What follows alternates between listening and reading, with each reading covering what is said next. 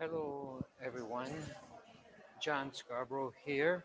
Sorry about starting the last video a little bit early and it stopped. Having a little trouble sometimes with the internet here.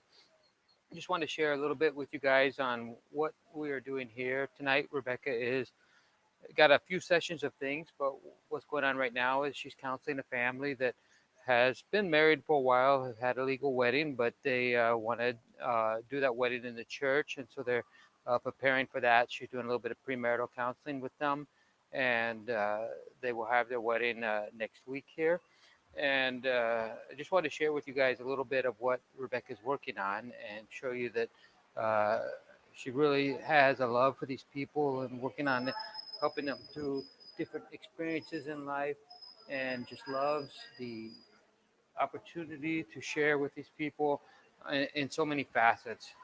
The work here has been really tough. And then also we need a training center for just different things. I'm going to teach people some electrical type things, air conditioning install. Air conditioning is kind of a new thing here that everybody's starting to jump on board with. It is so hot here, and air conditioning really makes it nice to be able to sleep in at night. I did an install of one house last week, and they're just enjoying that comfort of sleeping in the cooler air, but not a lot of people know how to do it, or if they do it, they don't do it correctly. So I'm going to train people on how to do those kind of things correctly. Also do some training on air conditioning, on electrical and other things that they can do, plumbing and things, and try to teach people some skills so that they can do things to make better money for their families. A lot of people here work in the chicken factories or in the chicken farms, and it doesn't pay very well. It pays about 200 pesos per day, which is about $20 per day. And so it's very hard to live on that. Food is actually more expensive here in Mexico. If you're going to eat quality food and eat a good balanced meal, it actually costs you more than it does in the United States. We've been very blessed for years in the United States and just have food costs, even though a lot of us feel like it's expensive. It's not really once you look at other countries in the world. A gallon of milk is much cheaper in the United States. Uh, Fruits and vegetables are much cheaper in the United States. Meat is much cheaper in the United States. There's so many things that we've just been blessed with, and enjoying great food, great meals in our home in Minnesota at a great price, but realize that actually that can be very spendy in some of these other places. So people get by on very little and not eating healthy.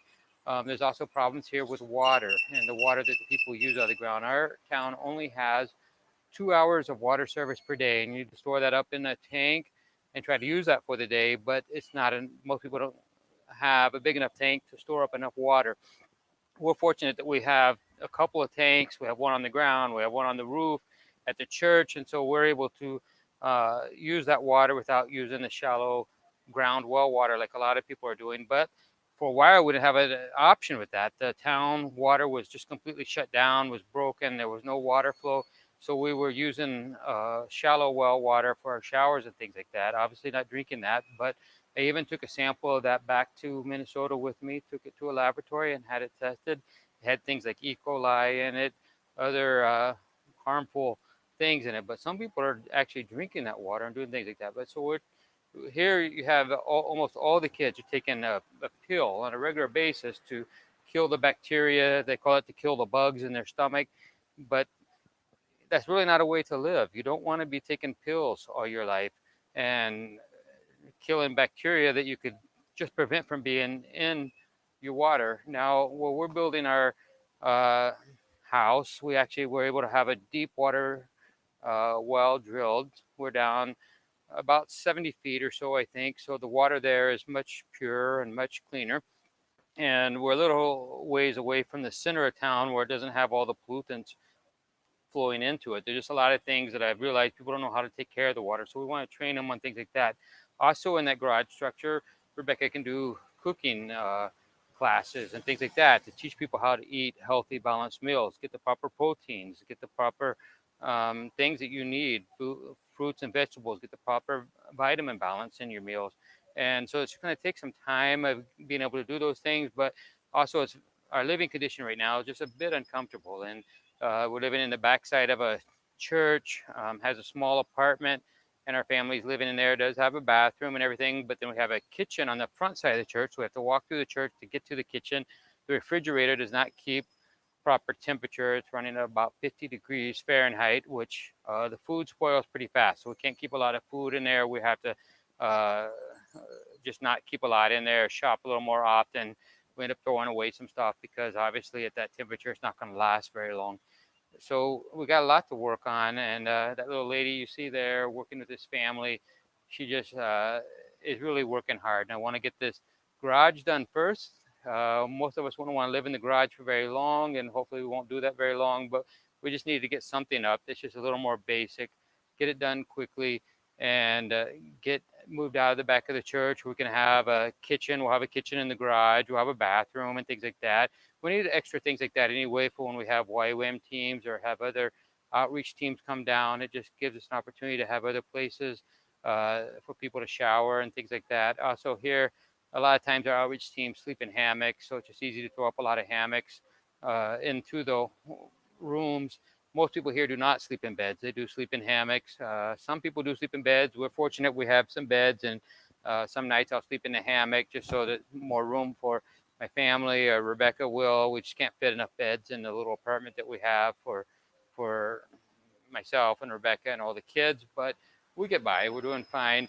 But that, like I said, my wife there that you can see in the background, counseling this family. I just want to get this done for her. She's longing for a place with green grass. If you see the pictures or the video I posted earlier, you can see that it's just kind of rocky, but we can get that covered over with dirt and get grass growing. And some people do have that. It is a possibility here. And she misses those days of green grass in the United States and just a beautiful view that we had out our windows in the United States. But we're called to be here now, and we're blessed to be here. And I'm so happy to be here. I'm so happy to be serving these people, building a lot of relationships with the men in the town, uh, just teaching people, how to be kind with one another and encourage one another.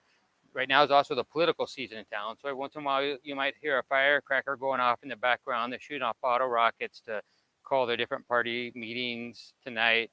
Elections coming up this week, and it's a lot of turmoil in the town with that. There's so many political parties and a lot of infighting amongst that. There's other things going on. Somebody's throwing concrete nails in the road in different areas, and a lot of us are getting flat tires. Both of our vehicles that has happened to, and we've had to get them fixed. And people say it's the political parties doing that. I can't really see the point of it. I can't see why they would do that, but anyway, somebody is. And so a lot of people are getting flat tires and just having struggles with that. And people just don't have money to be spent on that. Just work so hard to get their vehicle and then have problems like that that's preventable, but somebody's doing something like that, throwing nails in the road.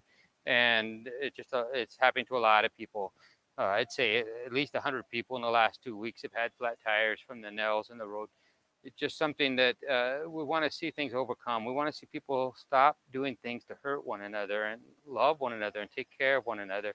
But these divisions of political things like that, it's just interesting to see. Obviously, we have that in the United States too, but we're fortunate that where we lived in Minnesota, you have people have different ways of believing, but it wasn't a lot of fighting over that. And obviously, there were other areas of the United States. We saw it on the news, and we saw that and see that that's taking place there too. But here, even in the small towns, there's just a lot of animosity between people of different political parties. And we're just looking forward to getting past this season, getting on to the next things in life so people can focus on things in their own lives and focus on things that they need to do to take care of their family. We want to encourage them in that. We want to help them with that.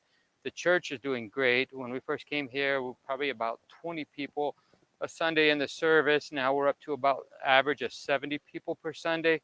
We want to keep that growing. We've just had a lot of people starting to come in the doors. A lot of people seek us out for counsel and prayer, and they know that you can come and see John and Rebecca Scarborough, and you can say anything to them. You can tell them about any problem you have in your life, and that stays with them, and they're going to love you through it, and they're going to encourage you through it, and they're going to help you get over it. And so we're happy to be that kind of influence in a town. We're happy to be that kind of people that comes here, that have come here just to bring a new light, a new radiance of the Lord Jesus Christ out to the people through this town. So continue to pray for us. I've got our email, I think, up on the screen. I can't see that real well. I stepped away a little bit to talk in a wireless microphone to share with you guys what's going on and let Rebecca run in the background on what she's doing. But we'd love to hear from you guys. We'd love to receive words of encouragement from you. We'd love to hear from you. We'd love to hear from you how you're praying for us and anything that the Lord shares with you that He wants you to share with us. We're open and willing to hear that. So please take an opportunity to write us at johns@ywam-mn.org. Again, this is John Scarborough, along with Rebecca Scarborough there in the background, coming to you live from a little pueblo, Tetzitz, in the state of the Yucatan in Mexico. Thank you for all of you that have helped us to do this. Thank you for all of your prayers. Thank you for your financial gifts that have made this possible. And we just love it that we have so many people praying for us back home. And we just would like that to continue. So let us know if you see this video. Please write us. Please reach out to us. And we're open to any advice you have, any words of the Lord you have. We just would love to hear from you. Thank you. John and Rebecca Scarborough, Ted Zietz, Mexico.